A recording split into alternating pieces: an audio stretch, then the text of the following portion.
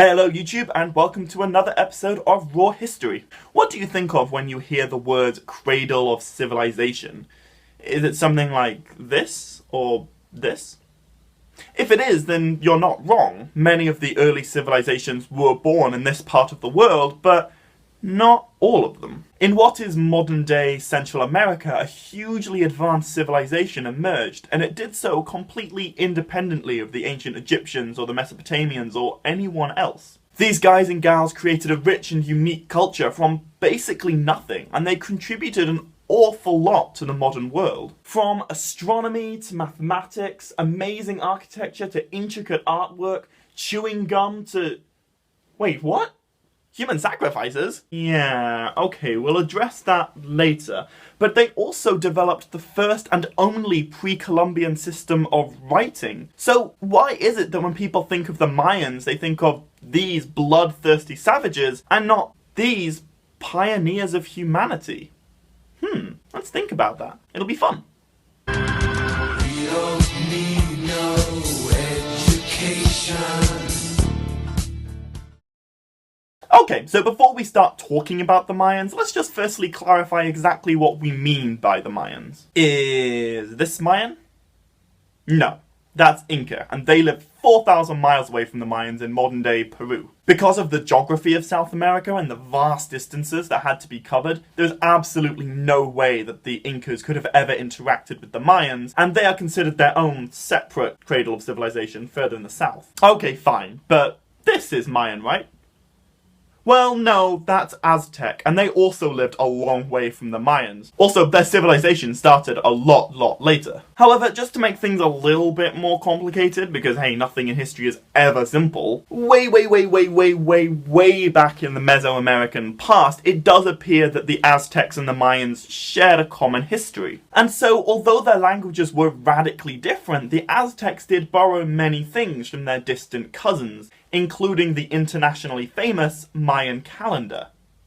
More on that in a few minutes. But this culture swap worked both ways, and so in the later period of Mayan civilization, we see Aztec influences such as human sacrifices becoming a big deal. Okay, so we figured out who the Mayans weren't, but let's take a moment to get to know a few truths about our factually elusive Mesoamericans. And let's start with that word, Mesoamerica. Firstly, Mesoamerica does not mean South America, as the Mayans lived in modern-day Guatemala, although their empire also spread into Belize and western Honduras, and also the southernmost point of Mexico and the northernmost tip of El Salvador. So kind of Central America as we know it today. However, Mesoamerica doesn't mean Latin America either, as Latin America refers exclusively to the colonial and post-colonial area of the Americas, where either Spanish or Portuguese is the main language. And what we're talking about today is completely pre-colonial. So, probably the most instantly recognizable elements of Mesoamerica are the stepped pyramids that were built by the Mayans and also the Aztecs and some other smaller Mesoamerican civilizations. And it's here that all the Mayan magic happened. Okay, so now let's go back to the very beginning of the Maya. We don't know exactly when their civilization started, but we do know that it is old. By about 3000 BCE, which is the same time the ancient Egyptians were setting up, by the way, there's evidence of early agriculturalists settling down and farming maize in small little towns or settlements or communities. Around this time, another local civilization called the Olmecs was starting out, and this gave the Mayans someone to trade with, which must have boosted their size and power in the area. I don't want to spend too much time talking about the Olmecs because we know very little about them, and they went extinct before the arrival of Columbus. But they are most famous for their statues of people with colossal heads, and these are one of the most recognizable artifacts of ancient America. Anyway, back to our stars, the Mayans. And over about 1,000 years, the Maya people grew in strength, and they fought a lot of wars with other local peoples, and interestingly, one of the main resources that they fought over was obsidian. It's in this pre-classic age that many of the elements of the Maya civilization that we know best today started to be acquired, such as sun and jaguar worship, writing, and also developing the bean cacao into what we today call chocolate. Oh my god. And things continued, relatively uninterrupted, until about 100 BCE, when this age collapsed.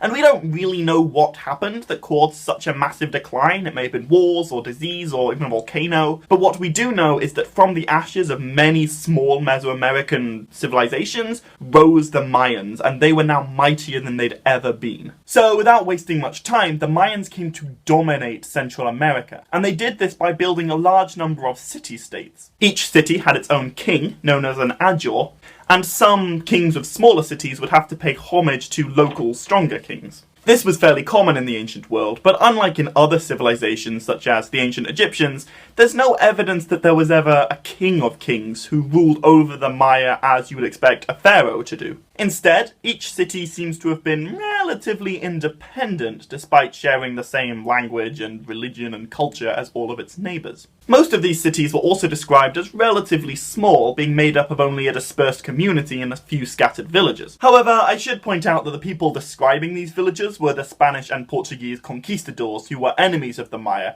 and so we do have to be a little bit careful about trusting their accounts. And a massive exception to this small city rule is Tikal, a huge community of about 100,000 people that's located just north of modern-day Guatemala City. Tikal absolutely dominated Mayan civilization, both politically and militarily, and it is best known today for the 155-foot-tall temple at its centre, which is known by many as the Temple of the Great Jaguar. Fun little side note, but if this temple looks familiar to you, that may be because the location was used by George Lucas when he was making the first Star Wars movie. You know the scene when the rebels were all taking off to fight the Death Star for the first time? Well, yeah, turns out the Rebel Alliance was hiding out in a temple in Guatemala all along.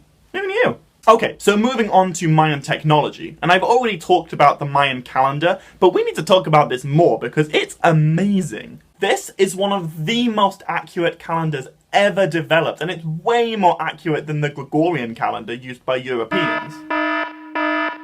Well, it can't be that accurate because it said the world was going to end in 2012, and check it out. That didn't happen. So, yeah. No. No. No.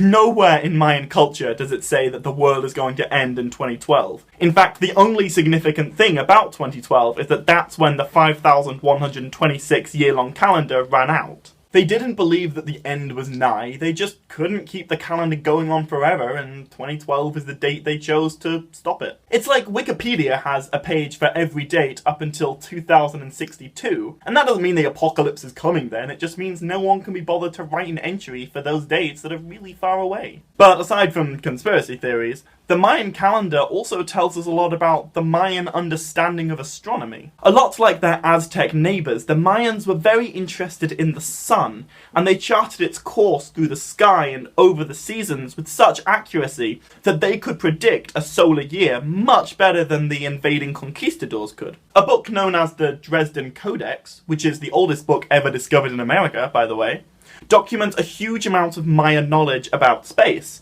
And it tells us that the planet Venus was hugely spiritually significant to the Mayans, even more so than the moon or even the sun. And the reason that we know all of this is Mayan writing. And I know I've talked about this a little bit, but it really is incredible how such a small group of people were able to come up with such a complex system whilst being totally isolated from any other literate civilization. Even the Incan Empire and the builders of Machu Picchu never actually developed writing. As of right now, archaeologists have discovered upwards of 10,000 Mayan texts, and many others must have been lost due to the fragile tree bark paper that they wrote on, and also the very hot, humid conditions which are terrible for preserving things. And the Mayans even developed a separate but equally impressive system of numerals which allowed them to do complex mathematics which was well beyond anything that any other ancient American civilization was capable of. Now I just want to quickly note that absolutely no European civilization ever developed writing independently like the Mayans did. Like, obviously in Europe we have writing, and we've had it for a long time, but it wasn't developed in a vacuum.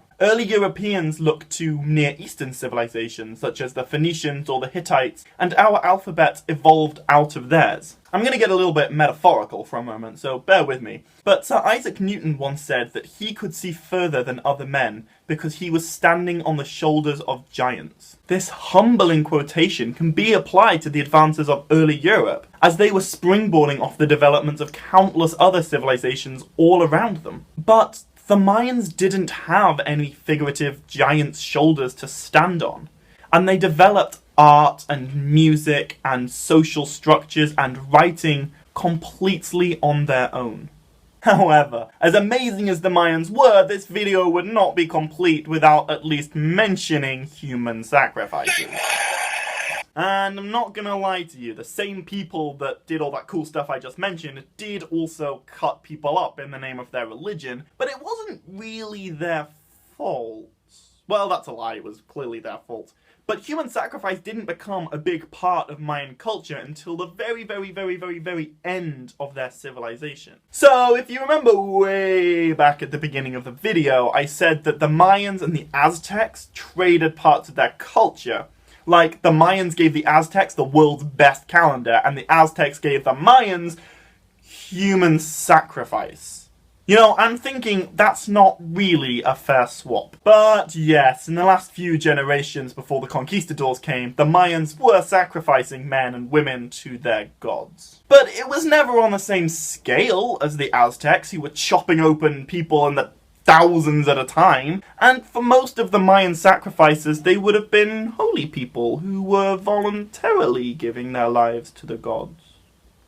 Okay, look, I'm not condoning human sacrifice. Like, murder is murder, regardless of religious motivations. But I also don't want people to just believe the apocalypto version of the Mayans, where they're portrayed as monstrous animals that kill for sport and do so often. The Mayan civilization certainly wasn't a utopia, but no society really is.